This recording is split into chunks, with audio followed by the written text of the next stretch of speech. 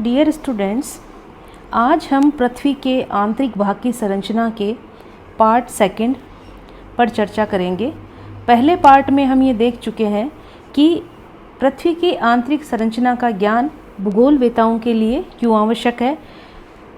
आज दूसरे भाग में हम उन साधनों के बारे में बात करेंगे जिनसे हमें पृथ्वी की आंतरिक संरचना का ज्ञान प्राप्त होता है। पृथ्वी की आंतरिक संरचना का ज्ञान कराने वाले जो साधन हैं वह दो भागों में विभाजित किए जा सकते हैं। एक जिन्हें हम प्रत्यक्ष साधन या डायरेक्ट सोर्सेज के नाम से जानते हैं, इन्हें प्राइमरी सोर्सेज भी कहा जाता है या प्राथमिक साधन भी कहा जाता है। दूसरे जो साधन हैं उन्हें अप्रत्यक्ष साधन या सेकेंडरी सोर्सेज या इनडायरेक्ट सोर्सेज भी कहा जाता है। इन दोनों में अंतर ये है कि डायरेक्ट सोर्सेज जो होते हैं वे हमें प्रत्यक्ष रूप से पृथ्वी की आंतरिक संरचना के बारे में जानकारी प्रदान करते हैं, जबकि इनडायरेक्ट सोर्सेज जो होते हैं उन्हें हम अनुमान और वैज्ञानिक गणनाओं के आधार पर पृथ्वी की आंतरिक संरचना का ज्ञान करने का प्रयास करते हैं। सबसे पहले हम डायरेक्ट सोर्सेज के बारे में चर्चा करते हैं। पृथ्वी की आंतरिक संरचना के बारे में जो ज्ञान प्रदान करने वाले डायरेक्ट सोर्सेज हैं उसमें डीप अर्थ माइनिंग, ड्रिलिंग प्रोजेक्ट्स, ज्वालामुखी उद्गार और रेडियो एक्टिव डेटिंग, ऐसे और भी कुछ साधन हैं जिन्हें हम डायरेक्ट सोर्सेज की श्रेणी में रखते हैं, जो हमें पृथ्वी के आंतरिक भाग की संरचना की जानकारी उपलब्ध करवाते हैं। सबसे पहला जो डायरेक्ट सोर्स है वह है डीप अर्थ माइनिंग, यानी गहरी पृथ्वी में जो खदानें हैं, जो खनिजों के उत्खनन के लिए मनुष्य बनाता है, उनसे पृथ्वी के आंतरिक भाग के बारे में जानकारी हमें प्राप्त होती है। जैसे उदाहरण के लिए मैपनोंग गोल्ड माइन और टाउटोना गोल्ड माइन, जो कि दक्षिण अफ्रीका में सोने की खदानें हैं और विश्व की गहरी खदानों में सम्मिलित है, वे लगभग 4 किलोमीटर की गहराई वाली खदानें हैं। अब ये जो 4 किलोमीटर की गहराई वाली खदानें हैं, इनमें वैज्ञानिक जाते हैं और ये देखते हैं कि पृथ्वी की ऊपरी परत से लेकर जैसे जैसे हम गहराई में जाते हैं, चट्टानों के संगठन में, दबाव में, तापमान में, उनकी संरचना में किस प्रकार से परिवर्तन आता है। इसलिए वहाँ ये प्रत्यक्ष रूप से जाकर देख सकते हैं कि पृथ्वी की आंतरिक भाग की संरचना कैसी है।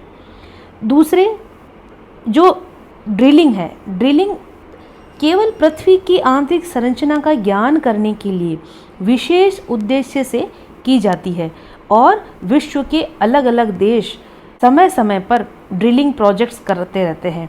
सबसे पहला जो प्रयास है वह सोवियत यूनियन, जिसे हम रशिया के नाम से जानते हैं, उसने 1970 में कोला प्रायद्वीप के ऊपर एक 12 किलोमीटर गहरा होल बोर किया था, यानी गहरा होल खोदा था पृथ्वी की आंतरिक संरचना की जानकारी प्राप्त करने के लिए। इसके अतिरिक्त जो डीप सी ड्रिलिंग, आजकल जो प्रोजेक्ट चलते हैं वो सब डीप सी ड्रिलिंग वाले प्रोजेक्ट्स हैं, जिसमें समुद्र महासागरों की जो तली है वहाँ पर खुदाई की जाती है, क्योंकि कम से कम 4 किलोमीटर की गहराई तो आपको वैसे ही महासागर की गहराई तक, तली तक जब आप जाएंगे तो आपको मिल जाएगी। उसके बाद आपको खुदाई करनी शुरू करनी है।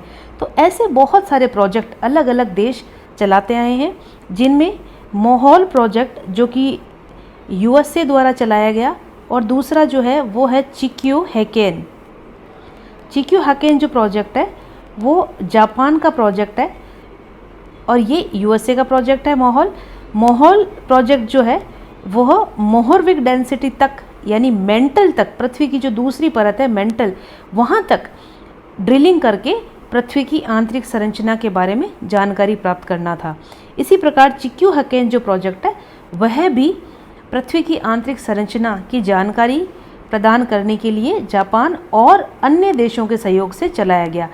मोहोल प्रोजेक्ट में 7 किलोमीटर की गहराई तक ड्रिलिंग कर दी गई और उसके बाद इसको बंद कर दिया गया। चिक्यू हैकेन में 7.7 किलोमीटर की गहराई तक ड्रिलिंग करने के बाद ये प्रोजेक्ट बंद हो गया। इन प्रोजेक्ट से बहुत अधिक सफलता इसलिए भी नहीं प्राप्त होती है क्योंकि एक विशेष गहराई तक पहुंचने के बाद उपकरण जो हैं वो अधिक तापमान, अधिक दाब के कारण ख़राब होने लग जाते हैं, और दूसरा कारण ये है कि ये प्रोजेक्ट बहुत ही खर्चीले और महंगे प्रोजेक्ट होते हैं। इसीलिए ये जो डीप अर्थ माइनिंग और ड्रिलिंग जो है वो हमें पृथ्वी के बारे में कोई बहुत ज़्यादा जानकारी प्रदान नहीं कर पाते हैं। जो तीसरा डायरेक्ट सोर्स है, प्रत्यक्ष साधन है, वो है ज्वालामुखी उद्गार। जब कभी भी पृथ्वी की धरातल पर ज्वालामुखी उद्गार होते हैं तो वह ज्वालामुखी उद्गार पृथ्वी के आंतरिक भाग से जो मैग्मा होता है उसको पृथ्वी की सतह पर लाते हैं। उस मैग्मा की संरचना और संगठन का अध्ययन करके वैज्ञानिक यह पता लगाते हैं कि पृथ्वी की आंतरिक भाग में जो चट्टानें पाई जाती है उनका संगठन एवं उनकी संरचना किस प्रकार की होगी। इसके अतिरिक्त एक वैज्ञानिक मेथड जिसे रेडियो एक्टिव डेटिंग के नाम से जाना जाता है, रेडियोमेट्रिक डेटिंग, जिसे भूगर्भवेत्ता अपने अध्ययनों में एक महत्वपूर्ण टूल के रूप में काम में लेते हैं, वह भी एक बहुत महत्वपूर्ण साधन है पृथ्वी के आंतरिक भाग की संरचना की जानकारी प्रदान करने के लिए। दूसरे जो सोर्सेज हैं जो हमें पृथ्वी के आंतरिक भाग के बारे में जानकारी उपलब्ध कराते हैं उन्हें हम इनडायरेक्ट सोर्सेज या अप्रत्यक्ष साधन कहते हैं।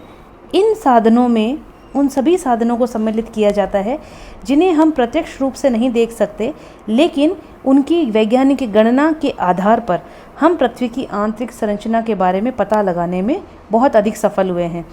इन इनडायरेक्ट सोर्सेज में दाब, तापमान, भूकंपीय लहरें, उल्कापिंड, गुरुत्वाकर्षण और चुंबकीय क्षेत्र, ये सभी ऐसे इनडायरेक्ट सोर्सेज हैं जिन्होंने पृथ्वी की आंतरिक संरचना के बारे में बहुत अधिक जानकारी प्रदान की है। सबसे पहला जो दाब या प्रेशर, पृथ्वी के आंतरिक भाग के अंदर एक समान दाब नहीं पाया जाता। इसके दो मुख्य कारण हैं। जैसे जैसे हम पृथ्वी के आंतरिक भाग में जाते हैं दबाव में लगातार वृद्धि होती रहती है। इस वृद्धि के दो मुख्य कारण, सबसे पहला कारण ये कि जैसे जैसे आप पृथ्वी के आंतरिक भाग में जाएंगे पृथ्वी के ऊपरी भाग में स्थित चट्टानों का प्रेशर, उनका दबाव जो है वो नीचे वाली चट्टानों पर पड़ेगा, जिससे कि घनत्व जो है, दाब जो है वह बढ़ेगा और उसी दाब के कारण घनत्व में भी वृद्धि होगी। यानी जो ऊपर की चट्टानें हैं वह नीचे वाली चट्टानों को काफ़ी प्रेशर से पैक कर देती हैं और इसीलिए वो चट्टानें सघन हो जाती हैं, उनका घनत्व अधिक हो जाता है। दूसरा, जो भारी मटेरियल होता है, जो भारी खनिज होते हैं, वह हमेशा नीचे बैठने की प्रवृत्ति दिखाते हैं। जैसे लोहा भारी खनिज है जो कि पृथ्वी के केंद्र की तरफ बैठने की प्रवृत्ति दिखाता है, जबकि जो हल्के खनिज है वह पृथ्वी की ऊपरी सतह का निर्माण करते हैं। इसीलिए जो घनत्व है वह लगातार पृथ्वी के सेंटर की तरफ बढ़ता चला जाएगा। और इस डायग्राम में आप देख सकते हैं डेंसिटी जो है वो जैसे जैसे पृथ्वी की बाहरी सतह से लेकर आप आंतरिक भाग में जाएंगे, यहाँ से लेकर यहाँ तक जैसे जैसे आप जाएंगे घनत्व में लगातार वृद्धि होगी, दाब में लगातार वृद्धि होगी। जैसे ऊपरी जो सतह है वहाँ का जो घनत्व है वह है 2.8 ग्राम पर क्यूबिक सेंटीमीटर, जबकि आंतरिक भाग तक पहुँचते पहुँचते वह घनत्व 13 ग्राम पर क्यूबिक सेंटीमीटर हो जाता है।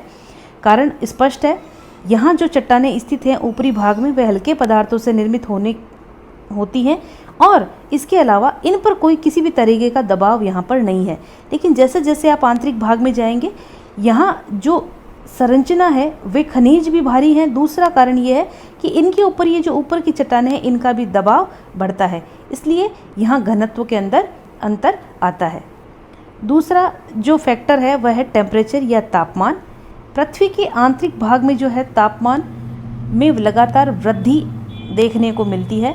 इसका प्रत्यक्ष उदाहरण हम रोज़मर्रा की ज़िंदगी में भी देखते हैं कि जब कुआं खोदा जाता है कहीं पर भी तो पृथ्वी के आंतरिक भाग में जैसे जैसे आप जाएंगे आपको वहाँ गर्मी महसूस होगी। तो पृथ्वी के आंतरिक भाग में गर्मी होने के क्या कारण हो सकते हैं? वो 3 मुख्य कारण हैं पृथ्वी के आंतरिक भाग में इस ऊष्मा के। पहला कारण कि जब पृथ्वी बनी, यानी पृथ्वी सौरमंडल का हिस्सा है, जैसे बाकी ग्रह बने वैसी पृथ्वी बनी और पृथ्वी जो है वह सूर्य से दूर होती गई और वह धीरे धीरे उसकी जो बाहरी सतह है वो ठंडी होने लगी। ये ठंडा होने की प्रक्रिया केवल बाहरी सतह पर ही नहीं, पृथ्वी के आंतरिक भाग में भी लगातार चल रही है, लेकिन ऊपरी सतह तो ठंडी हो गई और अंदर की जो सतह है वह अभी भी गर्म है। इसलिए पृथ्वी के आंतरिक भाग में जो है वो तापमान ज़्यादा है, जबकि ऊपरी भाग में जो है वो तापमान कम है। दूसरा कारण ये है कि जो डेंस मटेरियल यानी जो भारी तत्व जिनसे पृथ्वी के आंतरिक भाग का निर्माण हुआ है, वह जब अपने पृथ्वी के केंद्र की तरफ बढ़ते हैं, वहाँ वो सिंकिंग करते हैं, तो उनसे एक फ्रिक्शनल हीटिंग घर्षण के कारण जो ऊष्मा उत्पन्न होती है, वह भी एक और बड़ा कारण है पृथ्वी के आंतरिक भाग में तापमान में वृद्धि का।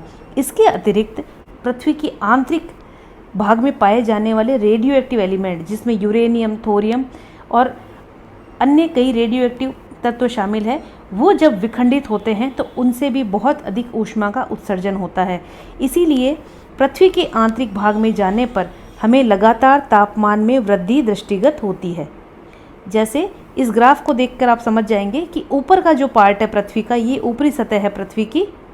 जैसे जैसे आप गहराई में जाएंगे, ये गहराई है इस तरफ, जैसे जैसे आप गहराई में जाएंगे, देखिए टेम्परेचर में लगातार वृद्धि हो रही है और पृथ्वी के सबसे आंतरिक भाग में, पृथ्वी के केंद्र में जाने पर यह टेम्परेचर जो है वो 7000 डिग्री केल्विन तक हो जाता है, जो कि सूर्य की बाहरी सतह के तापमान के लगभग बराबर है।